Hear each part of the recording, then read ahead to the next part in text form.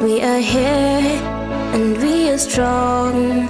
Let's be counted as we move on. Make a difference, change lives as we tell our different stories. We are capable, beautiful. We are born to do great things.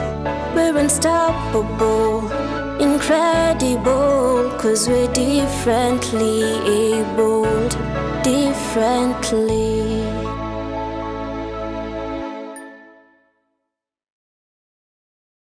Hello viewer, and a very warm welcome to you. This is Able Differently.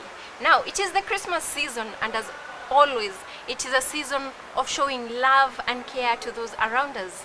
Welcome to Able Differently. My name is Stella Tioi. And I'm Benson Mungai. Welcome. 'Cause we're differently abled, differently. USIU sensitized its community members on matters concerning people with disabilities. Our crew was there, and this is what was compiled. Take a look. USIU Africa held their Disability Awareness Week, as is their norm, every year with the theme, "The Future is Accessible." The event is normally held to sensitize the entire USIU community on how to relate with persons with disabilities, and also to check on the strides the administration has taken to accommodate them. We have been creating awareness for the last 4 years.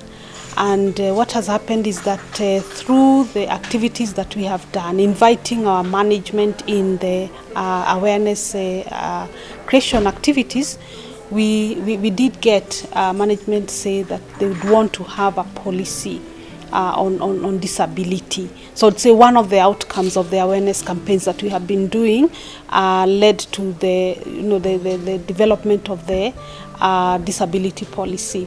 And with that policy, we also did come up with an implementation plan which has already started.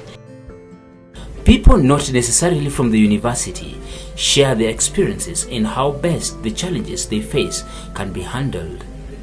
When I came to school, I went back to class 3, and it was very big.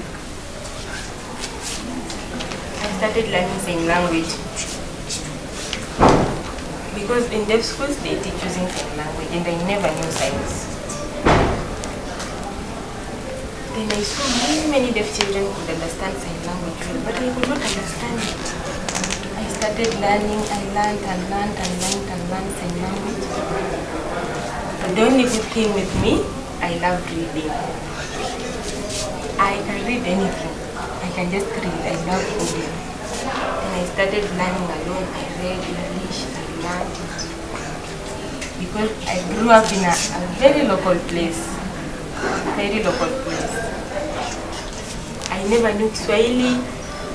I could only know English because I went to school when I was hearing. I never knew Swahili. Like right now, if I meet someone who don't know sign language, I can only speak English. I can't speak Swahili. So from there, I went to school at university, and then I started to work because I was interested in helping the deaf people. Before, I worked in CIA, and I'm training with the UFP.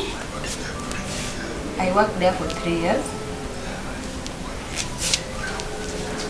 I empowered several deaf people, and they got jobs at different places. I found out that I have dyslexia last year, and at 39 years.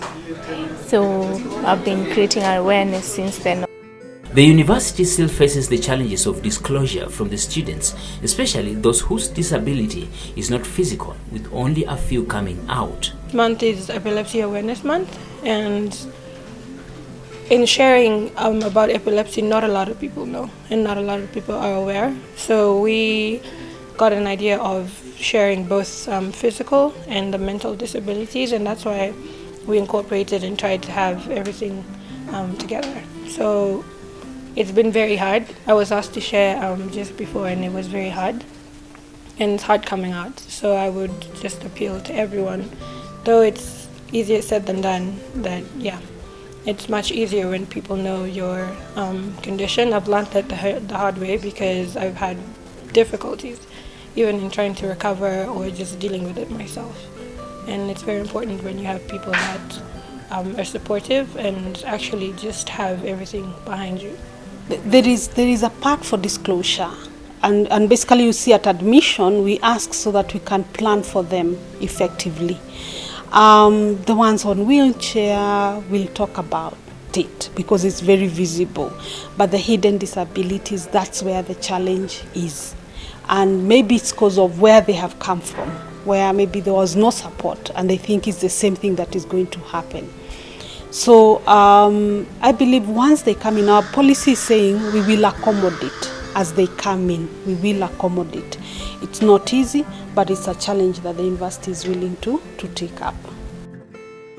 But with the representation of the students with disabilities in the Student Council, strides have been made in hoping for more to come. Every year we try and have the Disability Awareness Week running during the fall semester, where it's a chance to make the few, well, I'd say that GSIU doesn't have 1 million of persons living with disabilities, but for the few who are here, we do it for them. We also do it for those who have maybe people at home, their sisters and brothers who could be facing challenges that if we address them or we make awareness, they're learning maybe how to work with them. You'd hear someone saying, oh, I have a sister who is schizophrenic, or I have a brother who has autism. What's the way forward? What are the do's and don'ts?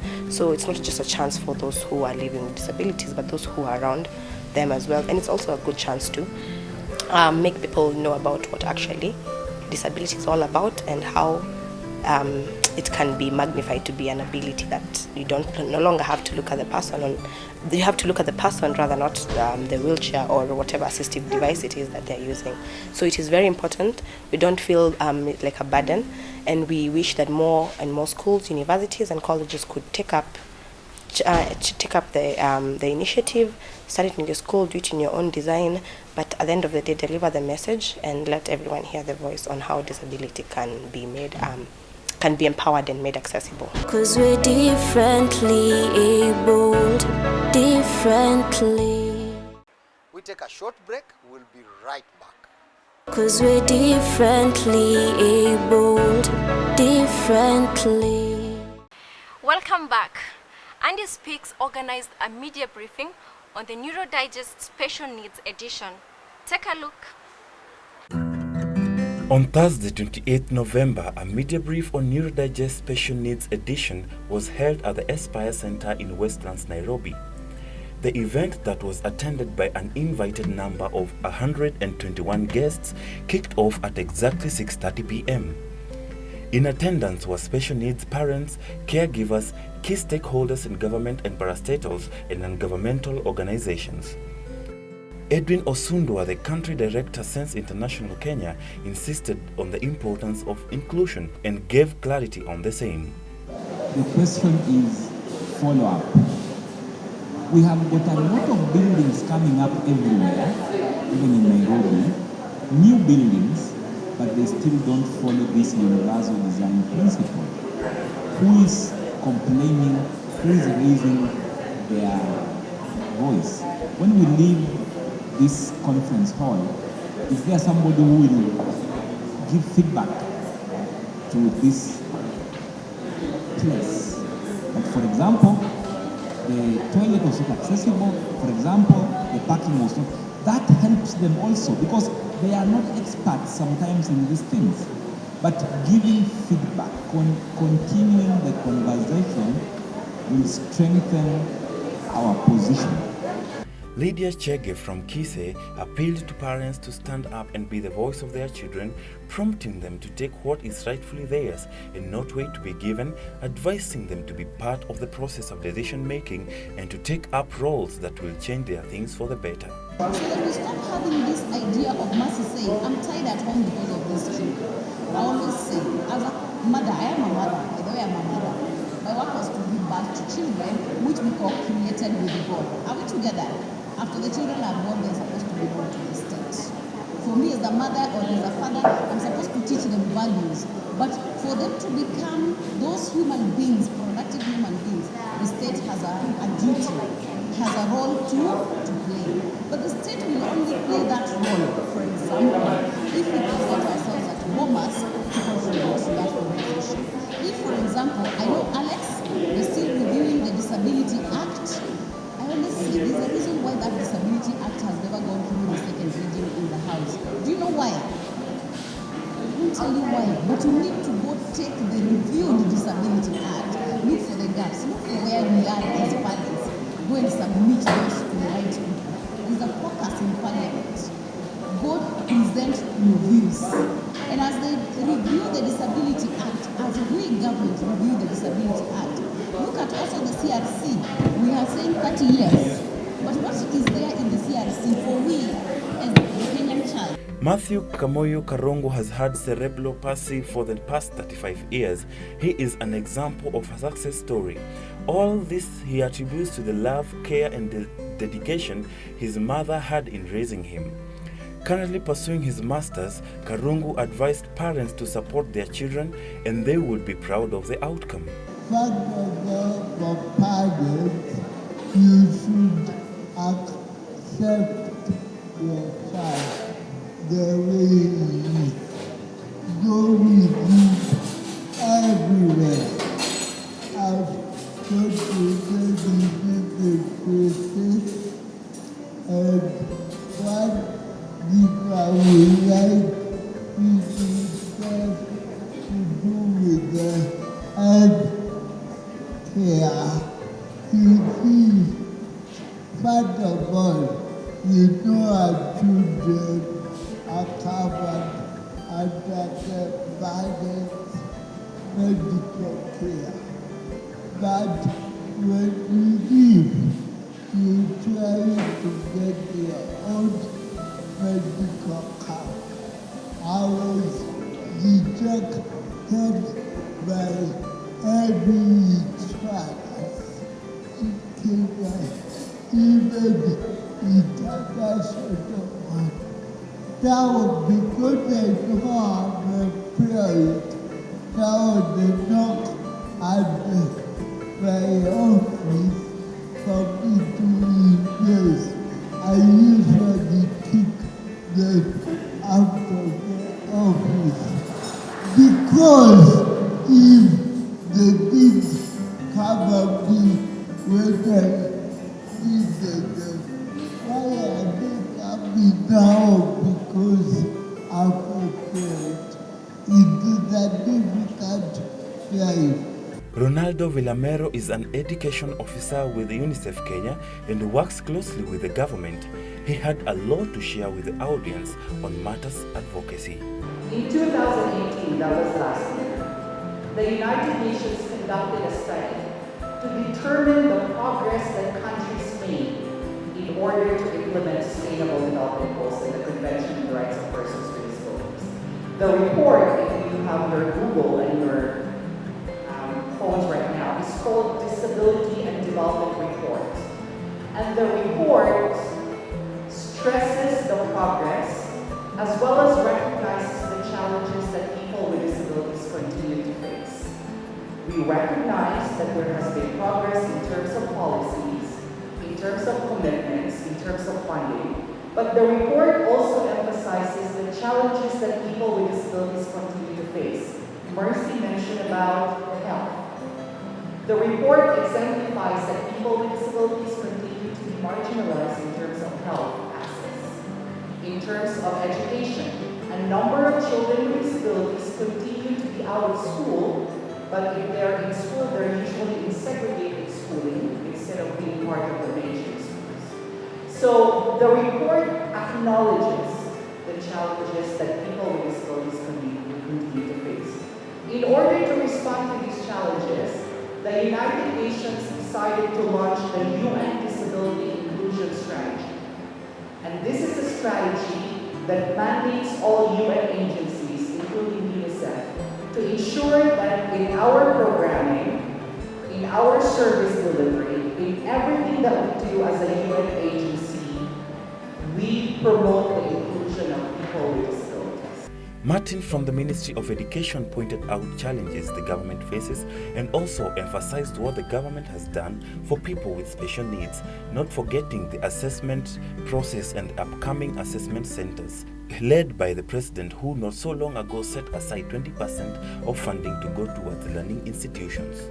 We have made some steps, of course. One is the introduction of NEMIS. You know about NEMIS. Once the child is registered in NEMIS and the child is shown in NEMIS as a child having a disability, obviously the extra funding that goes to children with disabilities will go to this child. What does this one open? This one means that the child that has a disability who is registered in NEMIS will now be able to get this funding for a child with a disability, regardless of the school they are in. They could be in your next door school that is not a special school as we call them, but they will get the funding because they are registered as a child with a disability. So I think that's a step forward because currently only children that are in integrated programs, in units and special schools get this funding. And for me that is a step forward. In terms of staffing, there's an issue that has been raised about staffing which also touches on inclusive education. As we sit here, I know KISA does most of the training for our learners, and right now they've trained almost 40,000 teachers and other personnel in special needs education, special and inclusive education. Madam Lydia might want to clarify that later in terms of the numbers. But in the new curriculum, the curriculum for teacher training is also being reviewed. And once it is reviewed, training for all teachers, all of them in the entirety, will also include a component of special and inclusive education. So we will not be looking at a situation where there are teachers in the school and they actually don't know that these children exist. They will have been exposed in school. Now, if they want to go and advance that knowledge that they have basics of, then that will be upon the individual teacher. Sylvia Muchabo, a mother of 3 boys, has been able to give a voice to the voiceless, something she attributes to being a mother of special needs children, and was kind enough to share her story briefly. I have 3 boys, and out of the 3 boys, 2 of them are actually neurodevelopmentally challenged. One is autistic, the other one has ADHD. And being a single parent, it has been a walk in the forest, not in the park for me. I have had to learn the hard way. When I turned 35 earlier this year, yes, I wanted to do something for myself.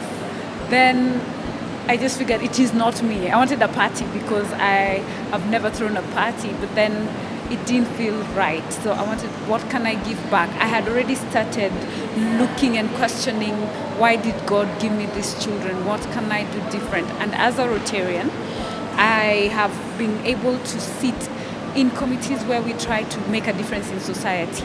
And this has exposed me to all the things that we are able to do and be the change you want to be. So using my story and all the things that I have gone through, I decided to launch Andy Speaks, which I was only doing online, using my son, because special needs parents don't like putting their children out there. I decided to take my own child, my own journey, to be an example for other parents that it is possible, single or not, supported or not, you can be able to do it. God gives you something for a reason. So I opted to turn the story around and make it become the story to make someone else learn and grow. So that's why we started Andy Speaks, because I look at how my child is not able to talk. He started talking at 5. It was the longest wait for a mom. I'm sure there are other mothers who are still waiting. But when he started talking and all the things that he had been going through, I try and imagine how other parents must feel. So if this is growing up the first 5 years, how about his future? If I'm not there, who will be able to understand his language? If I am not there, God forbids I pass on right now, who will be able to embrace him for who he is and make sure that he lives a near normal life? So that is where the thought of Andy Speaks came from. After the lengthy discussions, it was time for question and answer session as parents posed their questions. I am a center who has 160 children, but the government can do nothing about the children I have. Yet, if anything goes wrong in the school around these children, the government is up in arms. So where does the government draw the line that now I'm a Kenyan child and now I'm a private child? 'Cause we're differently abled, differently. Disability empowerment, capacity and sustainability has given children with special needs a reason to smile over the years. During this year's annual meeting, they hope that this will continue for many years to come. Take a look. Disability Empowerment, Capacity and Sustainability, DECAS, held their annual meeting on 30th November 2019. Whenever challenges come, there is God in heaven, because I'm a Christian. And I tell them, when you lose something, there is something that God always leaves behind to make you move on. We have gathered so many people from Machakos County and other places. And one of the things is to tell them you are not alone. The event is meant to bring the members together, and this year a fund drive was incorporated. Mr. Charles aitoa 10,000. Imosid miongezwa 500. Boniface Kioko ametoa 300. We have been organizing events, especially today we have a fund drive in order to assist in earning funds to start a sort of polytechnic for the adults. DECAS started some years back, and its impact has been greatly felt.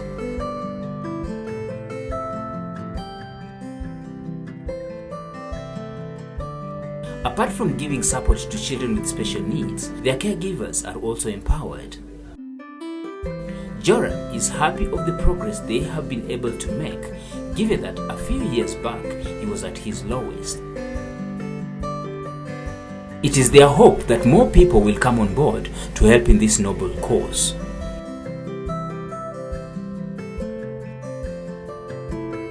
Cause we're differently abled, differently. Let's take a look at the UN Convention on the Rights of Persons with Disability. Article 6 of the UN Convention states that state parties recognize that women and girls with disabilities are subject to multiple discrimination, and in this regard shall take measures to ensure the full and equal enjoyment by them of all human rights and fundamental freedoms. In our etiquette of the day, we focus on deaf people or those with hearing impairments. It's always right, before you start speaking to them, at least tap them or wave your hands to get their attention. What do you think, Stella? Absolutely true. Most of the times we tend to talk to people with disabilities, but we don't really know how to approach them. So I feel like it's really important that people know what kind of etiquette to use when approaching people with disabilities. Enough said. And that's all we had for you today. Until next time, remember, it's the Christmas and the festive season. Remember to be safe and try to make a difference. I've been your host, Benson Mungai. And I, Stella Tioi. Until next time, bye.